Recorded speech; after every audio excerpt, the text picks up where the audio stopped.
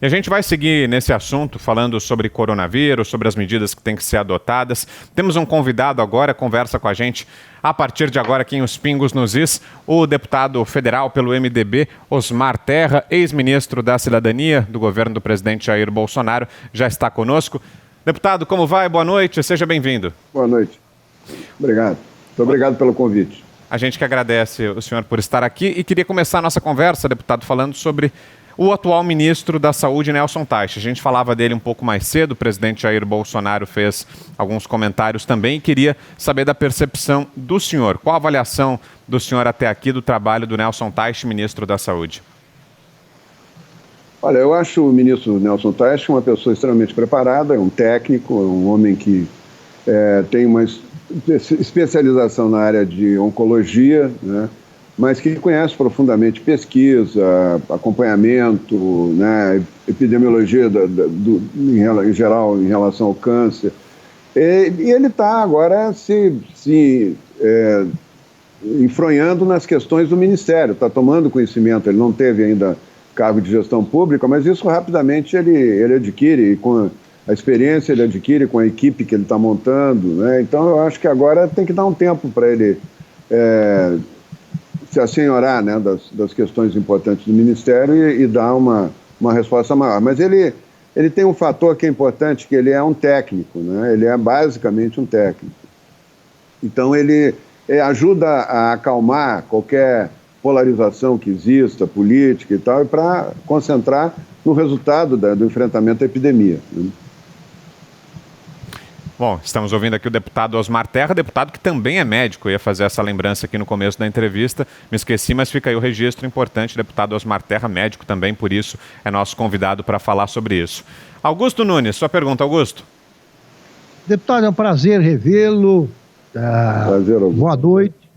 E eu queria perguntar o seguinte, que o senhor tem defendido, e eu concordo, tenho concordado com as suas opiniões, o senhor tem defendido a tese que as epidemias seguem seu curso e que até que sejam infectadas X, né, pessoas, a curva ela não vem e infelizmente há mortes, né? E um número expressivo de mortes. Eu pergunto, o número surpreendeu o senhor pelo tamanho, pelas dimensões, o número de mortes? E a que distância, se é possível prever a que distância nós estamos do pico da epidemia? Bom, Augusto, eu disse isso em função da experiência que eu tive como gestor público, né? Enfrentando várias epidemias e tive a oportunidade de decidir, tomar decisões no front, né? Decisões sob pressão, né? Toda epidemia ela tem uma aura, né, que tem consequências políticas, tem consequências econômicas, né? E a epidemia do H1N1 foi principalmente o epicentro foi o Rio Grande do Sul, e essa, como tu bem colocaste aí, o epicentro é São Paulo, Rio, Recife, Fortaleza e Manaus, né? Um pouquinho agora no Pará, aumentando ali o número de casos. Mas toda epidemia, ela depende da circulação do vírus prévia, né? Onde o vírus circula mais previamente, a epidemia é mais intensa. Onde ele circula menos, ela praticamente existe poucos casos, né? Como é na maioria dos estados brasileiros, né? Quase 90% da epidemia está concentrada nessas cinco regiões metropolitanas aí, né, 90% das vítimas, inclusive, né? No restante, no sul do Brasil, por exemplo, tem muito pouco caso, proporcionalmente ao que tem no resto do Brasil. Por exemplo, Fortaleza sozinha tem o dobro de casos que tem Paraná, Rio Grande do Sul e Santa Catarina juntos. Somando todos os casos de Paraná, Santa Catarina e Rio Grande do Sul juntos, é a metade do que tem só a cidade de Fortaleza. Então a epidemia está lá em Fortaleza, lá ela está intensa. No sul o vírus circulou pouco, né?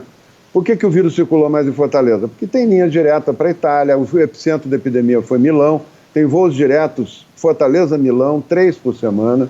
Isso trouxe o vírus muito antes de ser detectado aqui como epidemia. O vírus circulou aqui, agora tem até estudos mostrando que circulou em janeiro. Em janeiro já tinham casos, né, detectados. Talvez o primeiro óbito foi em janeiro, e as pessoas não sabiam, né? A gente não sabia disso.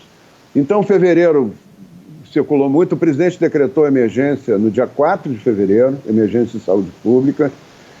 Depois era para ter se repensado a questão do carnaval, se não adiava o carnaval ou não, porque a grande concentração de pessoas do carnaval disseminou o vírus como nunca, né? Tanto é que explode a epidemia logo depois do carnaval e principalmente no Rio e São Paulo, onde o carnaval foi mais intenso, né? Até o carnaval todo mundo dizia que não era uma gripe, que não tinha uma importância muito grande. Na verdade, esse vírus, ele não é um vírus de outro planeta, ele é um vírus da família dos coronavírus, ele causa uma síndrome gripal, ele causa uma lesão no pulmão, que pode, nas pessoas mais frágeis, se torna uma coisa grave, mas a letalidade dele, nos países que mais testaram, que é o caso da Islândia, que testou quase toda a população, a letalidade desse vírus está em torno de 0,05% a 0,1%. Ela está entre essas duas coisas, né? Então, ele é um vírus que tem uma letalidade, mas não é uma letalidade alta, né? O problema dele é que ele se propaga mais rápido que, por exemplo, que o H1N1. O H1N1 se propagava, uma pessoa contaminava duas, que contaminavam 4, que contaminavam 8. Esse vírus ele tem uma razão 3. Uma contamina 3, contamina 9, contamina 27. Então ele se espalha mais, né? Ele é mais rápido, né? Tanto é que um vírus uma epidemia que começou lá no interior da China, em janeiro, em final de dezembro, né, início de janeiro, se espalhou pelo mundo em 3 meses. Tá? O mundo todo está assombrando o mundo todo, né? E isso acontece principalmente, é importante que as pessoas saibam disso, pelas pessoas assintomáticas. Quando tu vê a pessoa com febre, com tosse, e faz o exame e dá positivo, tu localiza ali uma pessoa, tu isola aquela pessoa. Se todos os casos de coronavírus fossem assim, tu conseguia resolver em menos de uma semana uma epidemia dessa. Mas é que mais de 90% dos casos não sente nada, absolutamente nada, e vai disseminando. Durante 14 dias, um portador assintomático contamina muita gente. E eles vão viajando. Eles vieram para o Brasil, né? Vieram chineses, italianos, né? Alguns brasileiros foram para lá e voltaram, mas principalmente o comércio da Zona Franca de Manaus, que tem muita gente que vem da China e da Itália para fazer negócio.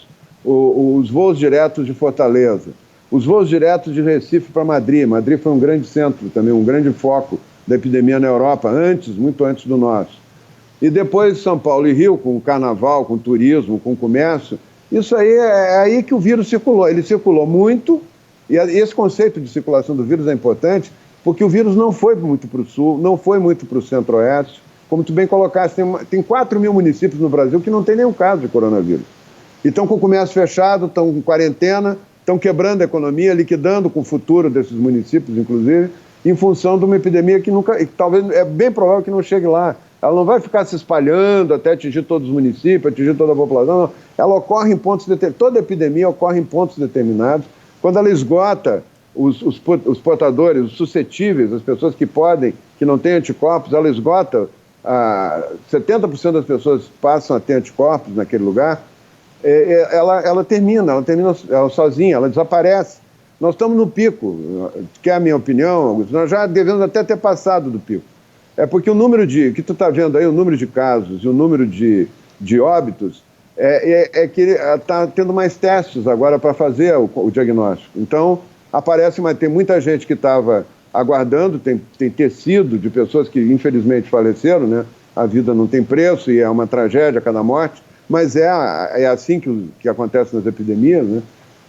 Tem uma média de 1.800 pessoas que ainda não tiveram o diagnóstico fechado, que já faleceram, né?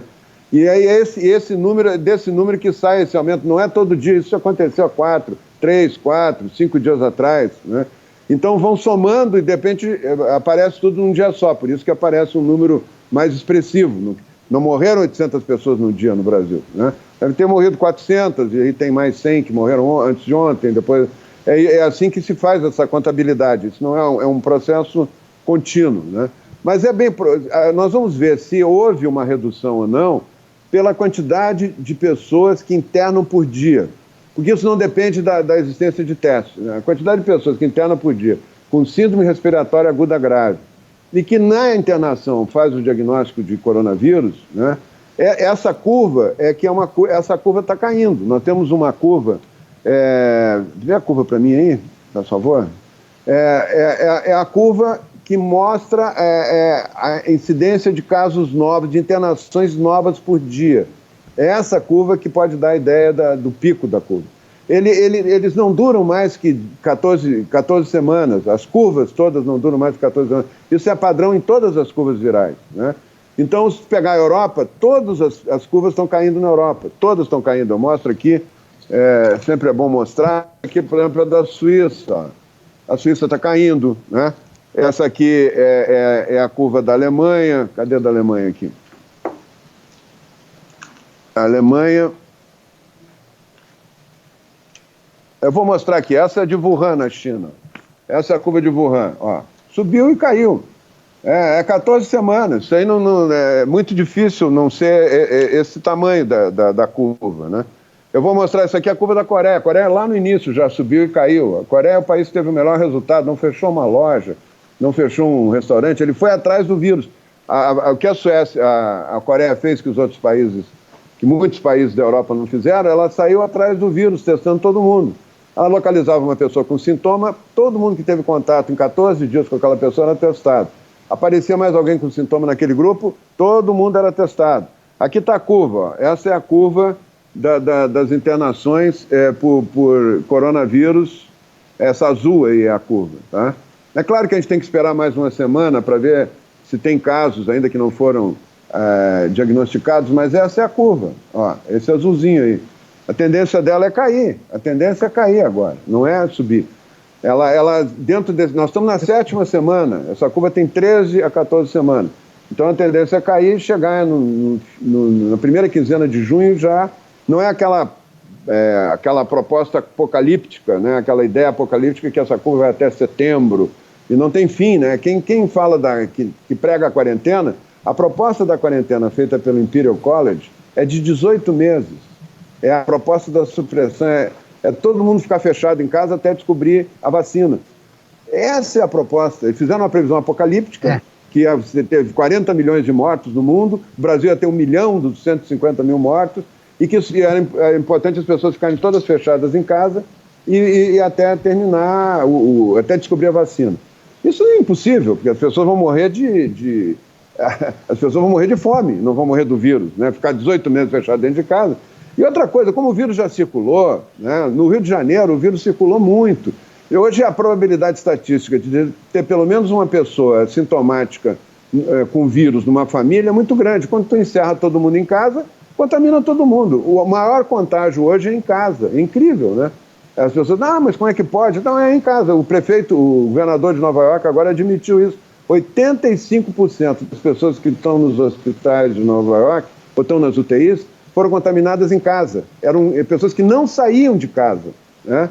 Pessoas que não saíam de casa. Eram idosos, eram pessoas aposentadas, eram os pessoal que estava confinado no asilo de idosos, 19% era do asilo, 66% era de pessoas aposentadas que não estavam saindo de casa. Quem saiu para ir trabalhar, o pessoal da saúde, o pessoal da segurança e tal, a percentual era mínimo de pessoas que tinham pego o vírus. O contágio estava já dentro de casa, o vírus já está em toda parte. Trancar as pessoas em casa, hoje, é ajudar o vírus, é dar uma forcinha para o vírus contaminar mais gente. Todos os contágios são por grupos familiares, é interessante isso. Não é um contágio homogêneo, a cada quarteirão tem 2 casos, 3 casos, e vai indo, não. São grupos, tem lugares que tem muito caso, tem lugares que tem menos casos, né? Deputado. Então são por cluster, sim. Deixa eu só passar para o Zé Maria fazer uma pergunta também. José Maria Trindade, você, Zé. Pois não. Pois é, eu já conversei muito com o deputado Osmar Terra, quando eu era ministro e tal, bem no início do processo. O deputado é um estudioso, ele é mestre em neurologia e foi, durante 8 anos, secretário de Saúde do Rio Grande do Sul, exatamente na época em que o HN1 entrou pelo Brasil. Ele dizia que morriam pessoas lá e ninguém sabia exatamente o porquê. E veio pelo México, a Argentina, então ele tem uma experiência muito grande nesse setor. Então, eu queria fazer uma pergunta mais política. Eu entendo, eu estou convencido de que ministro é cargo de político. Não adianta. Técnico fica na secretaria-geral, no segundo escalão, chefiando departamentos e tal. E o ministro Nelson Teich está pecando exatamente por falta dessa experiência política. A minha pergunta é a seguinte, já estou vendo aí na rede, pessoas fazendo críticas e até pessoas ligadas ao presidente Jair Bolsonaro e defendendo o senhor para o Ministério da Saúde. A gente escuta aqui em Brasília de que o senhor é um candidato ao Ministério da Saúde. É, deputado? Ô, Zé Maria, eu já fui ministro, né? Então eu quero dizer que eu não tenho essa pretensão. Já fui ministro 2 vezes, 2 governos diferentes, né? Então eu tô com 70 anos, eu quero ter para mim o ideal é uma posição como eu tenho hoje, deputado, eu poder debater, poder argumentar, poder dar subsídios quando o presidente me pede, né? Eu tenho uma relação ótima com o presidente, mas eu não tenho pretensão de ser ministro, né? Isso eu acho que o presidente colocou lá um profissional muito preparado, muito competente, que vai, em pouco tempo ele domina ali a máquina pública, né? E vai fazer uma boa gestão e eu vou apoiá-lo. Eu estou dando uma série de sugestões para ele também. Eu me sinto mais à vontade até como deputado e como uma espécie de consultor que dá sugestões e faz o debate, né? Porque esse é um debate que não é simples de fazer, né? A tendência dos políticos é pegar a carona no medo, né? E não contestar nada, que chega para um político, vai morrer 1 milhão e tantas pessoas no Brasil se não fechar tudo em quarentena. Então fecha, né? A tendência natural é, não, então deixa fechar. Ninguém procura a base científica, ver se funciona ou não funciona, argumentar. Até a própria população está em pânico, né? Porque ela não tem uma notícia boa, né? na imprensa, sempre, né? Uma parte da imprensa, é claro, né? Mas ela está sempre vendo covas sendo cavadas, valas cavadas, vendo pessoas morrendo na UTI. Ninguém explica que a curva do vírus dura 13 semanas, né? Que o vírus tem começo, meio e fim, que ele termina quando na região, não é em todo o país, na região que está ocorrendo a epidemia, chega a 70% da população, 60% termina, bem como o Augusto Nunes falou, né? Ele tem um ciclo, esse vírus, ele não é um ser de outro planeta que ninguém sabe. Que a impressão que tu via quando o próprio ministro Mandetta falava, que é uma pessoa que eu acho que foi um bom ministro, né? Mas ele errou na condução da epidemia, quando ele falava que não sabia direito o que o vírus era e tal, isso aí dá uma insegurança danada para as pessoas. A gente já viu o vírus funcionando lá na China. A China controlou o vírus, então a gente sabe como é que pode controlar. A gente viu na Coreia, sem fechar um restaurante, sem fechar nada, fizeram testagem em todo mundo, controlaram, né? A Suécia fez a experiência da imunidade de rebanho, né?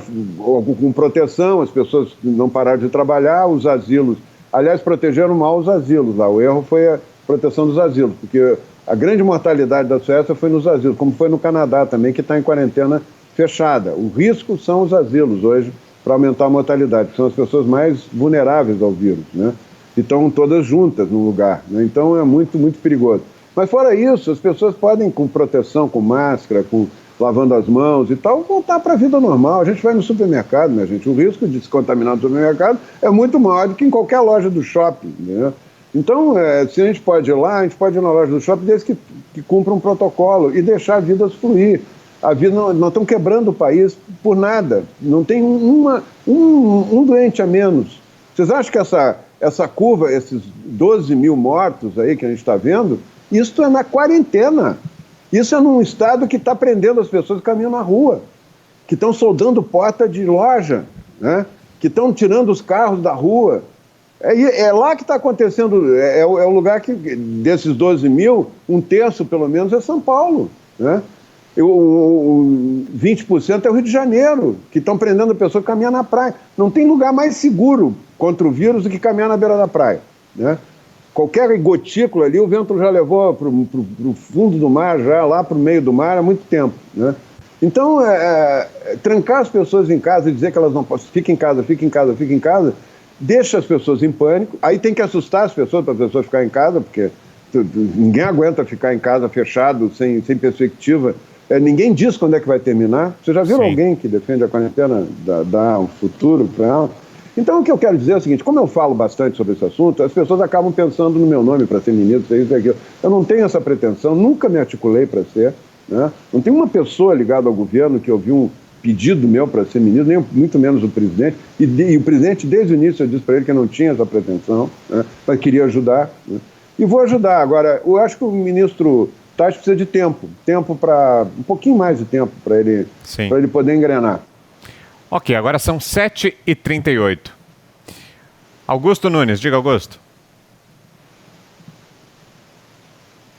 Acho que a gente não está ouvindo, Augusto. Se você puder refazer a pergunta, Augusto, a gente vai fazer esse reparo técnico. Agora sim, já te ouço. Vai lá, manda ver, Augusto. Esses exemplos, deputado, de lugares que conseguiram êxito no combate à pandemia de coronavírus, esses lugares podem ser encontrados aqui no Brasil.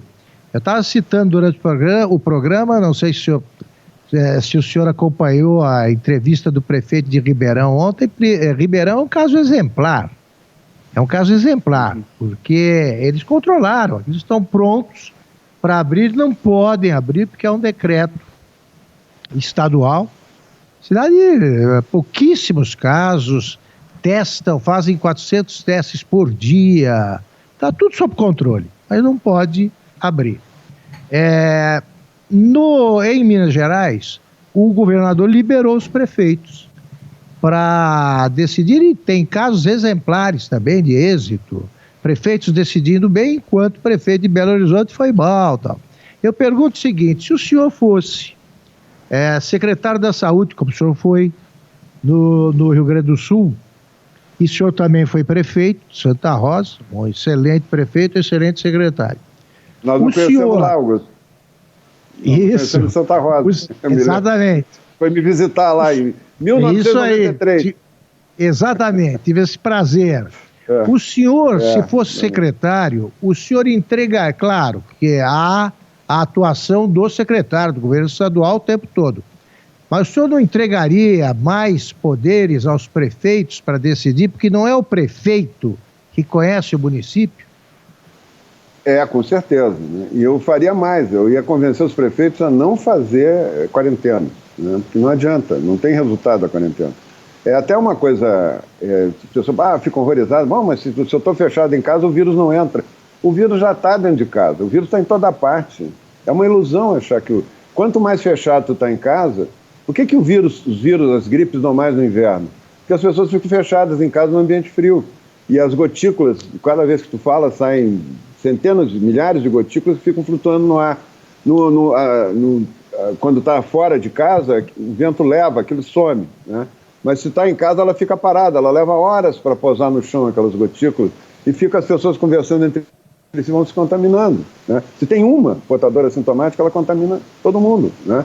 Foi o que aconteceu na Itália. A Itália se fechou em quarentena no dia 9 de março, com estado de sítio, com exército na rua.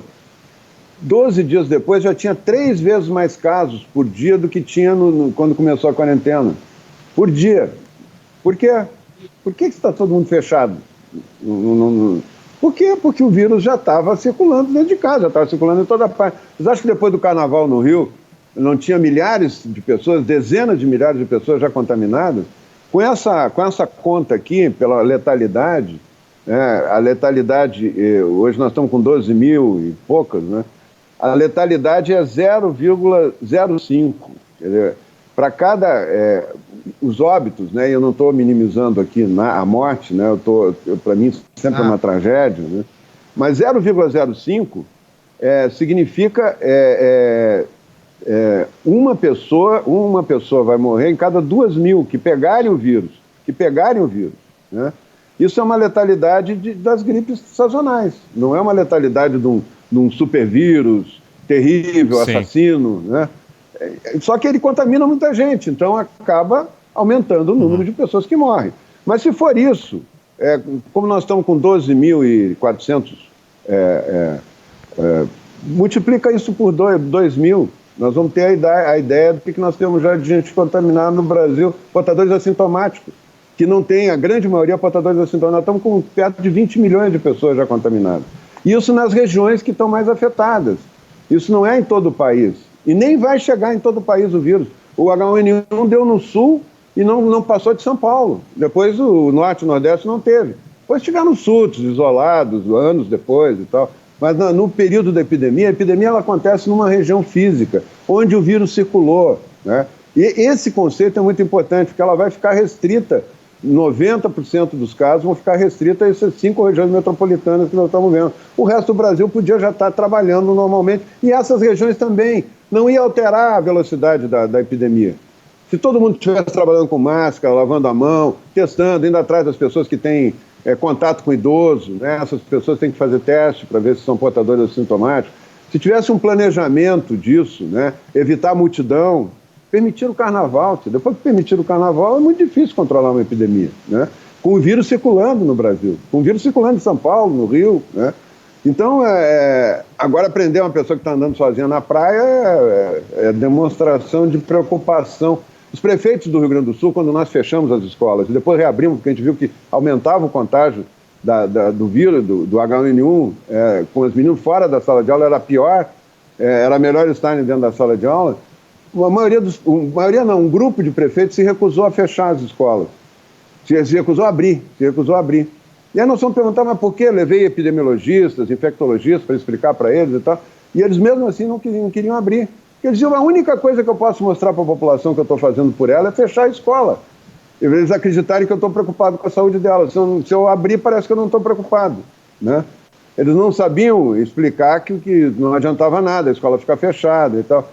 Então, o discurso de fechar é mais simpático, é mais popular. Tem muito governador e muito líder político andando com a pesquisa de opinião de um lado, não é com a pesquisa científica, né? Tem que andar com a pesquisa científica. Se nós queremos acabar com a epidemia, nós temos que andar com a pesquisa científica, não é com o Ibope, né? Porque isso também termina, esse prestígio que o Ibope dá é temporário. Na medida que eles veem que não adianta nada, que as pessoas estão se contaminando em casa, que está quebrando, estão perdendo os empregos. Quem está passando bem nessa quarentena é rico, é a classe média alta. Os pobres estão passando muito mal, estão sofrendo muito, estão perdendo emprego, estão perdendo trabalho. Os diaristas, as pessoas que trabalham de manhã para comer de tarde, elas estão muito mal. Ainda bem que tem uma mesada de R$600 aí que foi o presidente negociou com o Congresso e está dando para as pessoas. Mas quanto tempo dura isso se as empresas estão parando, não tem arrecadação? Nós estamos entrando na recessão mais profunda da história recente do país, né? Deputado. Então, essas questões que nós temos que tratar quando a gente fala da epidemia. Para você que chega agora, você que nos acompanha pela rede Jovem Pan News, seja bem-vindo de volta. Estamos ouvindo aqui o deputado federal Osmar Terra, do MDB, ex-ministro, conversando com a gente aqui no Pingo sobre a quarentena, sobre o avanço do coronavírus aqui no Brasil. Sigo com a pergunta de José Maria Trindade. Diga, Zé. O senhor já falou aqui, deputado, de que a vacina vai demorar um pouco. Eu conheço um grande número aí de pessoas que só saem de casa depois da vacina, tamanho medo espalhado. Mas o que eu queria perguntar objetivamente é que o senhor dissesse sobre remédios. Eu sei que ali no início o presidente Bolsonaro até apostou nessa possibilidade. Essa história de cloroquina e outros testes, o senhor acredita nisso? Olha, toda epidemia com vírus novo, né? Ela não tem remédio no começo, né? Ela não tem remédio nem tem vacina. A vacina demora. Os coronavírus parece que são vírus mais difíceis de ter vacina, né? Já tentaram fazer para a SARS, que foi uma epidemia que deu lá na Ásia, e não conseguiram até hoje. Então, acho que não pode contar muito com a vacina. Os influenza são mais fáceis. A família dos influenza, que foi o H1N1, o H1N1 da gripe espanhola, né? Esse se consegue fazer mais fácil. Mas eu acredito que possa ter remédio, sim. Acho que a hidroxicloroquina pode ser. Tudo indica que ela está tendo um bom resultado. Quanto mais cedo ela começa no início dos sintomas, né? Eu não vejo problema nenhum em usar, e tem que usar, porque senão, qual é a outra coisa que você vai fazer? Se não tem outro remédio, né? Nós estamos no meio da epidemia, vai esperar, testar, fazer uma pesquisa de 2 anos e tal. A epidemia está agora, né? As pessoas estão precisando agora. Daqui a 2 meses já não precisa mais, né? Então, nós temos que desenvolver aqui um protocolo que as pessoas autorizam, o médico prescreve, né? O próprio Conselho Federal de Medicina já autorizou isso, né? E vão tratar as pessoas, né? Vão fazer com que as pessoas possam ter uma chance. Tudo indica que tem bom resultado, né? E isso é que é importante. Como tem também o corticoide, no caso mais grave, né? Usar corticoide com antibiótico. Agora tem uma série de protocolos que estão andando e que estão dando um bom resultado em relação aos doentes mais graves e, no caso da hidroxicloroquina, aos doentes menos graves, que estão começando. A hidroxicloroquina tem 90 anos que existe o medicamento e é usado para malária. Os militares que vão para a Amazônia usam o ano inteiro a hidroxicloroquina. Mas dá arritmia e dá problema no fígado? Faz um controle periódico, né? Mas não deixa de usar. Nós estamos falando aqui de 6 dias de uso. Ninguém vai morrer com arritmia. Pode ter um caso em 1 milhão, né? Mas não vai ter. Não é possível que haja um risco maior com isso. As pessoas que têm doenças autoimunes também usam hidroxicloroquina a vida inteira. Quem tem lúpus eritematoso sistêmico, quem tem artrite reumatoide, usa, né? Permanente. Então, eu acho que nós temos que quanto antes, garantir a hidroxicloroquina, né? E eventuais outros medicamentos que surjam. A hidroxicloroquina é barata, ela não precisa ter, não vai enriquecer laboratório nenhum e não vai pesar no bolso nem dos cofres públicos, nem da população. Quero agradecer muito aqui ao deputado federal Osmar Terra, do MDB, esteve com a gente aqui. Obrigado, viu, deputado, pela entrevista. Foi bom ouvi-lo. Boa noite. É uma honra estar aqui com vocês, com Augusto Nunes e com o Zé Maria aí. Eu me sinto muito feliz de poder estar debatendo com vocês. Eu respeito muito o trabalho de vocês e quero colaborar sempre que for possível. Legal, nós é que agradecemos pela entrevista. Boa noite ao senhor.